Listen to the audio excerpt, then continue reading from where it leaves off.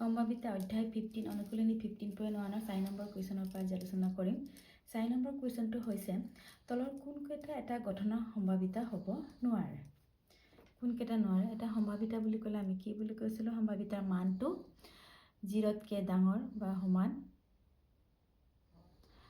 1তকৈ সৰু বা 1ৰ সমান বুলি কৈছিলোঁ। এতিয়া এইখিনি চোৱা কোনকেইটা সম্ভাৱিতা হ'ব নোৱাৰে বুলি কৈছে। আৰু প্ৰকৃত ভগ্নাংকটো মই কি কৈছিলোঁ? সম্ভাৱিতা হয় বুলি কৈছিলোঁ, হয়নে? এয়া চোৱা 2/3 এটা প্ৰকৃত ভগ্নাংক বা 3ৰে পূৰণ কৰিলে আমাৰ কি 0তকৈ ডাঙৰ এটা সংখ্যা পাওঁ, সেইকাৰণে এইটো সম্ভাৱিতা হয়।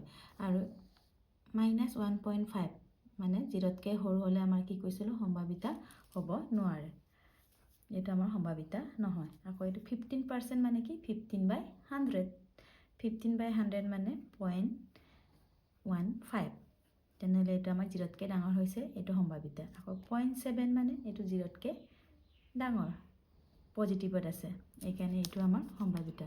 এতিয়া সম্ভাৱিতা নোহোৱাটো কোনটো হৈছে আমাৰ -1.5,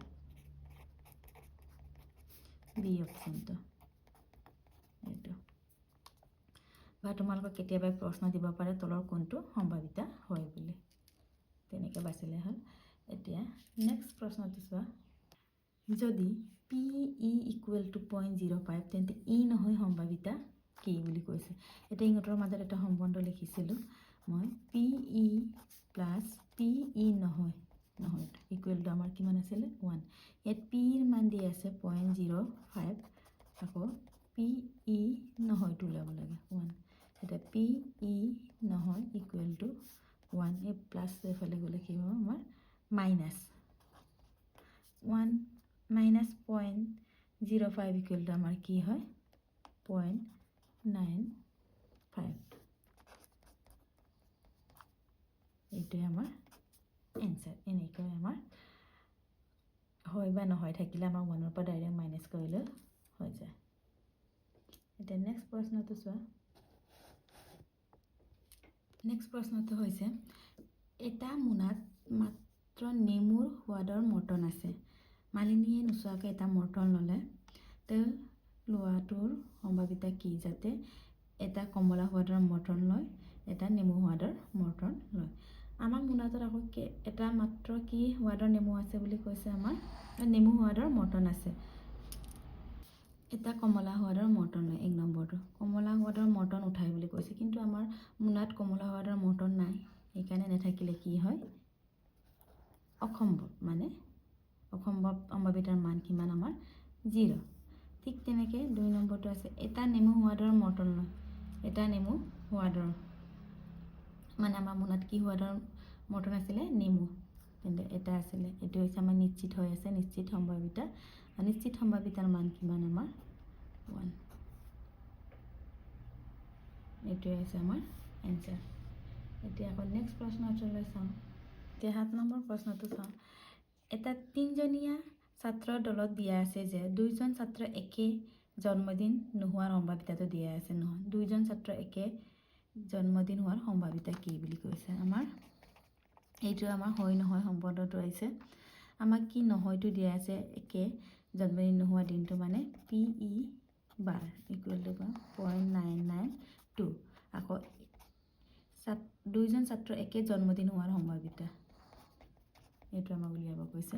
ইহঁতৰ মাজৰ সম্বন্ধটো কি আছিলে? PE + PE বাৰ ইকুৱেলটো 0.992। এতিয়া আমাক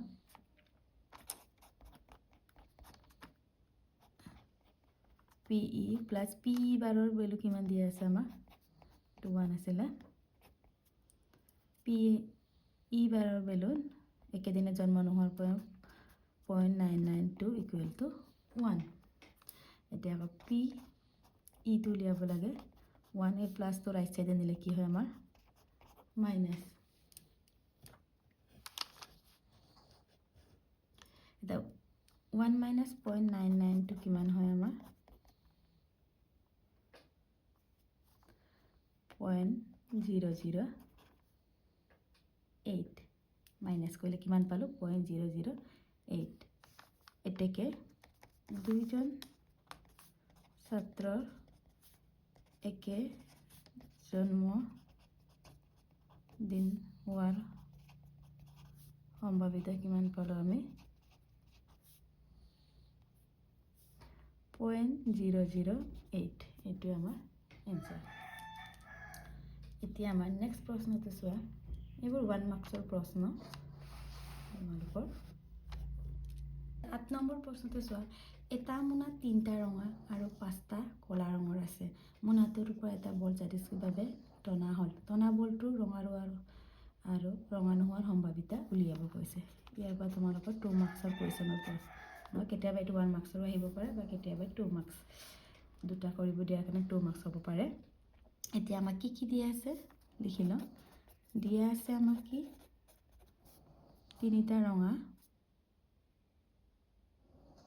বল ৰঙা বল কিমান আছে ৰঙা বল কিমান 3টা আৰু কি কলা বল কিমান 5টা দিয়া আছে মুঠ বল কিমান আমাৰ মুঠ বল 3 + 5 কিমান হ'ল 8 8টা এতিয়া আমাক কি ওলাব কৈছে 1 নম্বৰটো পি সম্ভাৱিতা পি মিন্স প্ৰবাবিলিটি সম্ভাৱিতা ৰঙা ৰঙৰ বল এতিয়া আমি কি জানিছিলোঁ আমাৰ সম্ভাৱিতা বুলি ক'লে ঘটনাটোৰ ফলাফলৰ অংকীয়া বাই মুঠ ফলাফল এতিয়া ঘটনাটো কিমান আছে আমাৰ ৰঙা ৰঙৰ কথা কৈছে ৰঙা ৰং কিমান আমাৰ 3 আৰু মুঠ বল কিমান আছে আমাৰ 8 3/হ'ল ঘটনাটোৰ সংখ্যা ৰঙা ৰঙৰ বল 3 আৰু মুঠ বল কিমান 8 ঠিক তেনেদৰে আমাৰ কি কৈছে ৰঙা নোহোৱাৰ সম্ভাৱিতা ৰঙা নোহোৱাৰ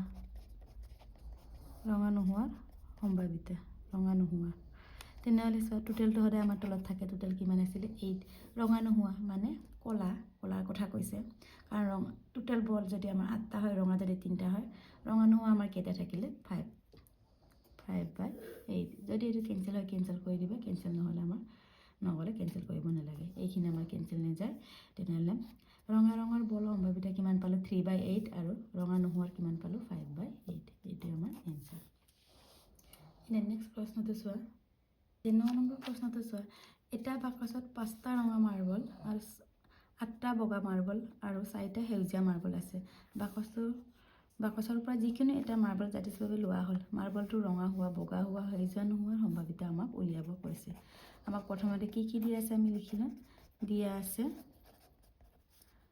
ৰঙা মাৰ্বল কিমান দিয়া আছে 5টা আৰু বগা মাৰ্বল 8টা সেউজীয়া মাৰ্বল 4টা তেনে মুঠ মাৰ্বল কিমান আমাৰ গোটেইখিনি যোগ কৰি দিয়া 8 4 12 12 5 17টা এতিয়া আমি সম্ভাৱিতা উলিয়াম 1 নম্বৰটো কি দিয়া আছে ৰঙা হোৱাৰ সম্ভাৱিতা ৰঙা হোৱা আমি একেই তলত কি আমাৰ টোটেলটো থাকে হৰ হিচাপে আৰু ঘটনাটো কি ৰঙা হোৱা কিমান আছে আমাৰ 5 তেনেহ'লে এনসাৰ কি হ'ব আমাৰ 5/17 এটা কেনসেল নাযায় এনেকৈ থাকিব 2 নম্বৰটো হৈছে আমাৰ পি বগা হোৱা আমাৰ কেইটা আছে 8টা 8/17 মুখতে ওলাব পাৰে আমাৰ এইকেইটা আৰু 3 নম্বৰটো হৈছে আমাৰ সেউজীয়া নোহোৱা মানে সেউজীয়া আমাৰ কেইটা আছিলে 4টা মুঠ মাৰ্বল কিমান আছিলে 17 তেনে নোহোৱা কেইটা থাকিলে আমাৰ 13টা তেনেহ'লে কিমান হ'ব 13/17 বা কেতিয়াবা তোমালোকক যদি সেউজীয়া বুলি কয় সেউজীয়া হোৱা বুলি ক'লে কি হ'ব আমাৰ সেউজীয়া কিমান আছিলে আমাৰ 4টা তেনেহ'লে কিমান হ'ব 4/17 এনেদৰে কৰা হয় একেবাৰে ইজি প্ৰশ্ন এইকেইটা ইয়াৰ পিছৰখিনি মই নেক্সট ভিডিঅ'ত আলোচনা কৰিম